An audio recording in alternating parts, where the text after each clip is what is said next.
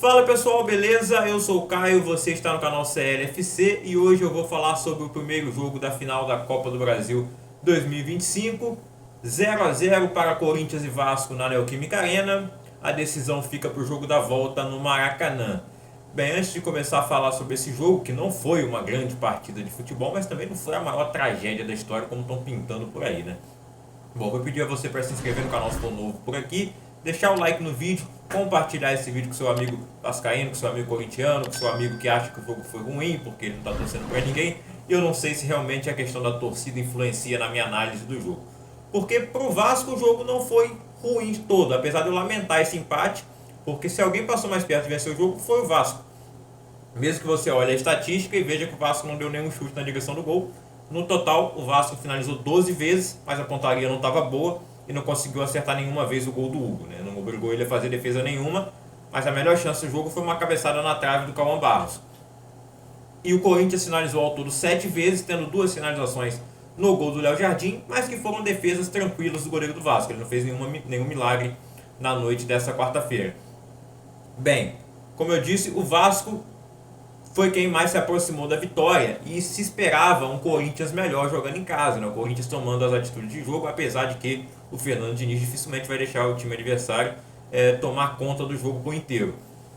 E o Corinthians não tem muito essa característica com o Dorival também, de ser um time que controla as ações da partida, mas nós vimos um Corinthians que, de certa forma, teve uma atuação um pouco parecida com a do Vasco na semifinal da Copa do Brasil, e ninguém falou que o Corinthians jogou mal, que o jogo foi horrível contra o Cruzeiro lá na semifinal no jogo da ida.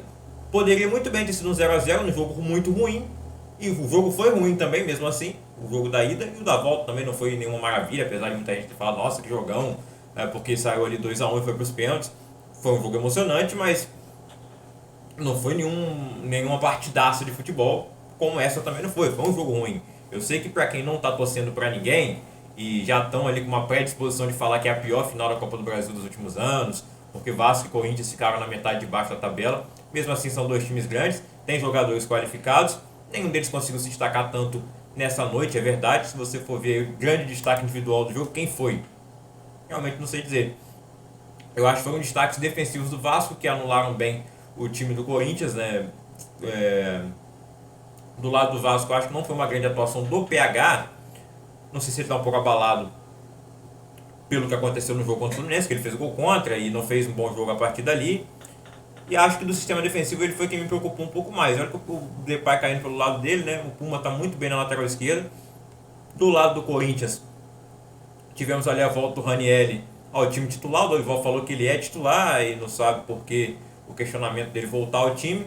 Tomou cartão amarelo, não era um dos pendurados, dos muitos pendurados no time do Corinthians, né? Ninguém acabou tomando o segundo amarelo. Dentre eles tinha ali o Hugo Souza, que foi herói da classificação da semifinal. Então, se for para os pênaltis, os 2 goleiros estão até então aptos a ir para lá, né? A não ser que alguém seja expulso no jogo da volta. Mas, enfim, o Vasco veio com a mesma escalação, o Corinthians com essa mudança do Ranieri no meio de campo. Agora, a questão é que, para mim, a imprensa paulista trata o Corinthians como se fosse um time muito melhor que o Vasco, e não é. E a imprensa carioca, de certa forma, também coloca o Vasco um pouco acima, mas não tanto quanto a paulista.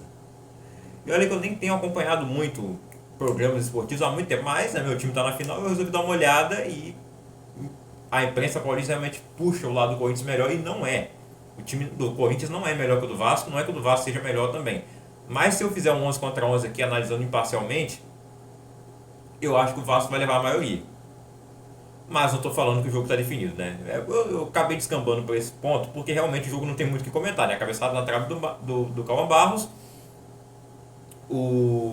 as 2 chances do Corinthians ali, o bate-boca do Yuri Alberto com o Mateuzinho, os dois discutiram algumas vezes. Teve bate-boca também do Dorival Júnior com o torcedor do Corinthians, e disse que é sempre o mesmo torcedor. Ele deve estar partilhando ali do problema que o Mano Menezes tem, né? Com o torcedor imaginário. Bom, é isso, jogo de volta. Eu acho que o Vasco tem um pouco de favoritismo, porque o que o Vasco queria era voltar para casa, apesar de ser no Maracanã e não São Januário, é a nossa segunda casa, era voltar para o Rio de Janeiro com o jogo aberto, pelo menos. Voltar sem perder de São Paulo. Mesmo que não tivesse um favoritismo grande por parte do Corinthians, o Vasco não tem um retrospecto bom, histórico contra o Corinthians, né? Inclusive no Maracanã teve aquele jogo do Mundial de 2000 que o Vasco perdeu para o Corinthians, a final nos pênaltis. E aí o Vasco ficou 14 anos sem vencer o Corinthians. Isso tudo pesa contra o Vasco, né? Mas no momento atual, apesar do Corinthians ter vencido os 2 jogos do Campeonato Brasileiro, não havia um grande favorito nesse jogo. Só que o Corinthians tinha a vantagem de jogar em casa, com a maior parte da torcida, muito maior parte, né? O Vasco só teve direito ali a 3 mil ingressos. E agora, obviamente, a coisa se inverte no Maracanã. O Vasco vai ter o apoio massivo da torcida e o Corinthians vai ter uma minoria ali no estádio.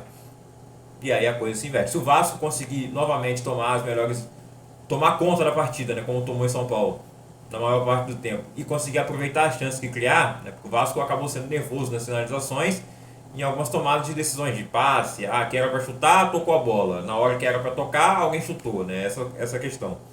Se o Vasco acertar melhor a tomada de decisão no jogo da volta, tem tudo para vencer. O Corinthians pode também conseguir isso no lance individual do Memphis. O Yuri Alberto pode estar numa noite melhor, porque foi um dos piores em campo, sem dúvida nenhuma.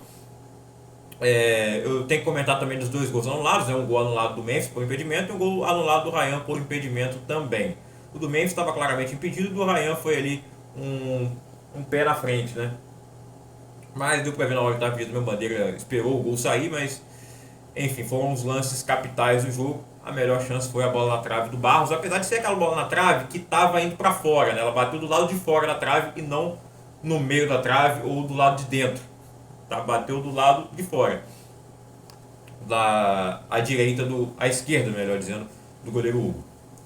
Então, domingo, 6 da tarde, teremos o jogo da volta no Maracanã. Todo mundo aí vai estar disponível, ninguém está suspenso. Acredito que o Vasco vai repetir a escalação, não sei se o Dorival vai manter a escalação. Ele foi muito questionado por tirar o Memphis do jogo. O Memphis não estava fazendo uma grande partida, mas estava melhor do que o Yuri Alberto, que jogou até o final. Ele disse que o Memphis não treinou direito, que estava machucado, como essa história se repetiu várias vezes ao longo do ano, né? Do lado do Vasco não tem muito esse problema com lesão, né? Quem está fora por lesão está fora mesmo, que é o caso do Lucas Piton, e o Pumita tem dado conta na lateral esquerda. Já falei várias vezes, né, que ele joga melhor na esquerda do que na direita, apesar de ser destro e lateral direito de origem. E teve uma chance ali desperdiçada dele, né, que ele acabou demorando para tomar a decisão se ia tocar ou ia chutar, no final das contas acabou não fazendo nada. Foi uma das melhores chances que o Vasco teve lá em São Paulo. Vamos ver o que acontece no jogo da volta. Não estou cantando vitória, óbvio que não, tá 0x0. O Corinthians pode muito bem vencer, como eu já falei, o Vasco pode vencer também. Eu acho que fica um pouco como favorito agora, mas é até bom, né, jogar um pouco como franco atirador, deixar a imprensa considerar o Corinthians favorito, mas agora não está considerando mais, porque tiveram uma atuação pífia em casa, realmente tiveram, e eu não escondi a torcida, né, obviamente nunca escondi a torcida, aqui desde o início do canal revelei que sou vascaíno, e vamos ganhar esse título porque eu acho que a gente merece muito. O Corinthians merece? Merece, mas a gente merece mais, cara. O Corinthians ganhou várias vezes, inclusive em cima do Vasco, é hora de dar o troco. Isso pode virar meme? Não tô cravando nada. Se virar também seria ótimo. Seria ótimo viralizar. Mas ser campeão e esse vídeo não viralizar, eu assino embaixo. Deixa o like, se inscreve no canal. Domingo ou segunda-feira, não sei como é que vai ser, eu volto aqui para comentar a final. Tomara que seja um título do Vasco, mas se não for também, vou estar aqui para comentar o título do Corinthians. Mas vai ser o título do Vasco, vai ser.